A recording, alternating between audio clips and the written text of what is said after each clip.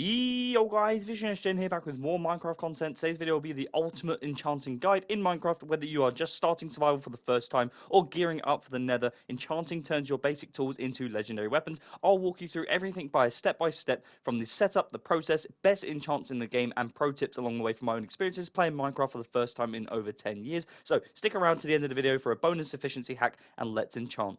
So this enchanting guide is going to be for new and returning players, being one of Minecraft's most magical mechanics. I absolutely love enchanting in this game. I thought it'd be very useful to make a guide for any player like myself who's returned to the game after a long break, or any new players who are getting into this game for the first time, who this may help, especially as I'm a small creator, and maybe there are ways about this that I will go that perhaps other bigger sort of creators who would typically have been playing this game for a long time may go about things in a different way, or maybe just go over it in a bit too sort of quick of a detail. So hopefully this will be in a bit more of a noob-friendly detail for anyone, like I said, who's returning to the game or brand new, as this is one of Minecraft's most magical mechanics. I'll provide everything you need to know about how to make one, what you'll need once you have one, tips and tricks about getting like XP farms, all that sort of stuff, as well as details about enchanting each individual item, what you want to aim for each tool, weapon, or armor. And the gameplay in this video is going to be from two different forever worlds. One was our previous one, which I made a complete survival series of me completing Minecraft survival with doing everything there is in terms of exploring, looting, whatever it may be, and that is all on the channel for you guys to go check out in case you guys are interested, because there are also some guides that will really help you guys out in terms of other features in Minecraft that is definitely going to be useful, especially for someone that is returning to the game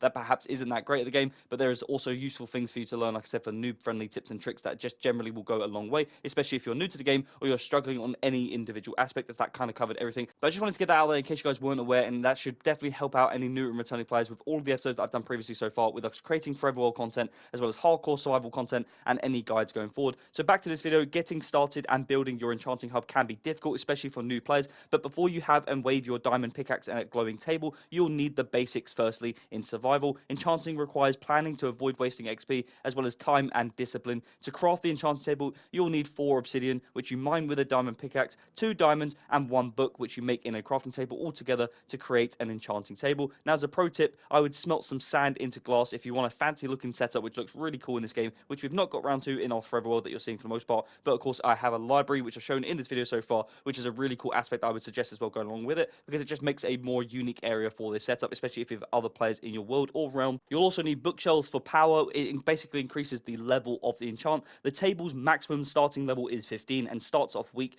Then you surround it with 15 bookshelves, 1 block away, no blocks in between for full power. Each shelf boosts the level cap up to level 30. Now, to craft bookshelves, you'll need 6 planks and 3 books per shelf for each individual one. You'll also need to get books from cows by using leather, which will be obtained from killing cows, as well as paper from sugarcane. You'll also want to aim for a 5x5 room with the table at the center, leaving space for your inventory as well, just generally as a tip. As well as this, for an XP farm setup, enchanting drains your XP, so for an early game setup, kill mobs in any dark room or using a spawner that you may find. Mid game, I would definitely build a simple mob grinder with water and hoppers if you're in a position to do so, and then for later in the game, I would say set up for raid farms or using guardian temples for mass XP. But typically you don't need to sort of go for enchanting in the late game, especially if you already most likely have everything at this point. But in my opinion, if you can try and put one of these nearby a spawner, this will massively improve your efficiency and how quickly you'll enchant all your gear in this game. Of course, not everyone is going to have an XP farm nearby their base, so there are going to be general tips along the way at the end of the video which will help newer players, starting players, or players who just don't have one of these in their game available to them. That will definitely help you along the way at the end with regards to trading halls and so on. Just look out for that at the end of the video, because that should massively help you out in case you guys do not have one, because I'm aware that not everyone has those nearby. Firstly, you'll need lapis lazuli, which is mined from lapis ore between Y level 0 to 30. You'll also need to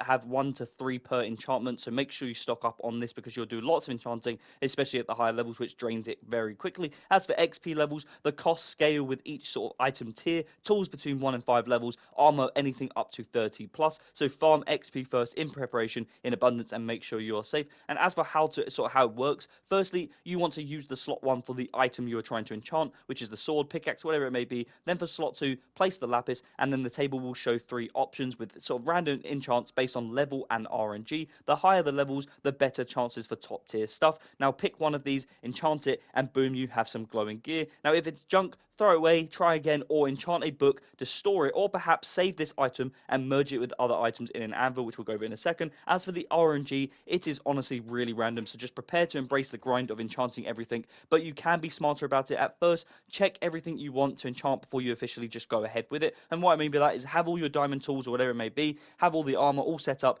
check each individual one first to see which best option you'll get, whether it's protection 4 on your armor, whether it's sharpness 4 or 5 on your sort of tools, whatever it may be, check them all first, and then you'll get an idea on which one is going to be best and which one you'll want to go with. And then don't just enchant for the sake of it. Make sure, what I mean by that is, if you're going to waste a level to refresh the setup, so if, for example, if you want a sword and an axe and none of them are going to give you anything you want, don't just do a sword or an axe again and then create a new one. Just use a level 1 enchant on a book, make whatever book it may be, and then it may refresh the trade so that you can get a better sword or a better chance at getting sharpness on your sword, whatever it may be, which could massively help. Now, as for the top enchantments and what to aim for, I would say focus on these for survival dominance in just general. Use enchanted books from fishing, loot, and villagers to apply it to an anvil as well later, which will really be helpful, which I'll go over in a second. Now, as for the sword, the best things you'll want to be going for is sharpness 5, looting 3, fire aspect 2, knockback 2, and sweeping edge, which is only in Java. Now, as for the pickaxe, you want efficiency 5, fortune 3, or of course silk touch, which is also useful to have both, unbreaking 3, and mending. As for mending, we'll go over at the end as well with regards to trading.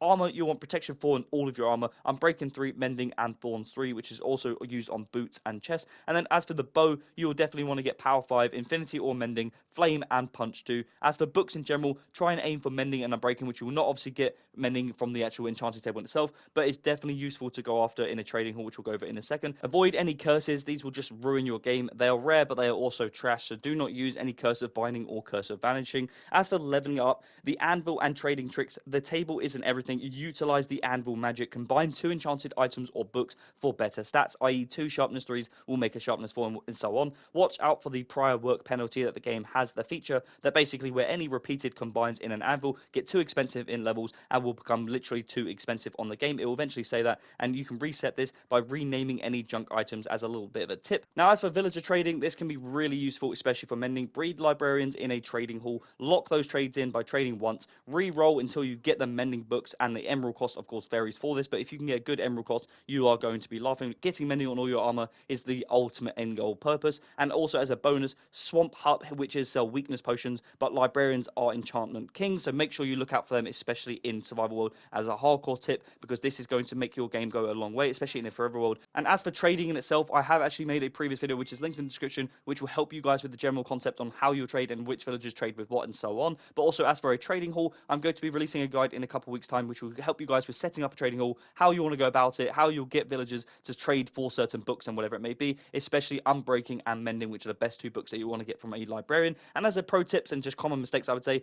max efficiency hacks, place your table near an XP farm. As I said, this should massively help you out with efficiency, enchanting cheap items like books to burn those lower levels and saving any high XP for gear rather than just burning high level XP. Don't enchant iron items very early in the game. Wait for any diamond or netherite, as you can't disenchant items and it's just a little bit of a waste, especially if you're efficient at the game. Now, fishing for books using the luck of the sea rod during any rainy weather is the enchanting book loot city. This is a really underrated tip and definitely got me and a couple of my friends in this realm set up really early doors. And as a general other mistake to avoid, forgetting your lapis is just very common. Always carry around a stack of 64 because you'll be surprised how quickly you burn through this. And there you guys have it. That's the full guide for Enchanting Survival Supremacy. If this guide has helped you, do not forget to smash that like and subscribe for more content so you don't miss out on any future content coming to the channel. Also, if you have enjoyed the video, go ahead and drop your best enchant story in the comments. What is your best go-to level enchantment, whatever it may be. I'm just truly interested, so let me know down below in the comments and I'll go back to you. I'm Vishnesh Chen. I really hope this video has helped you guys out in enchanting, and I'll see you in the next one.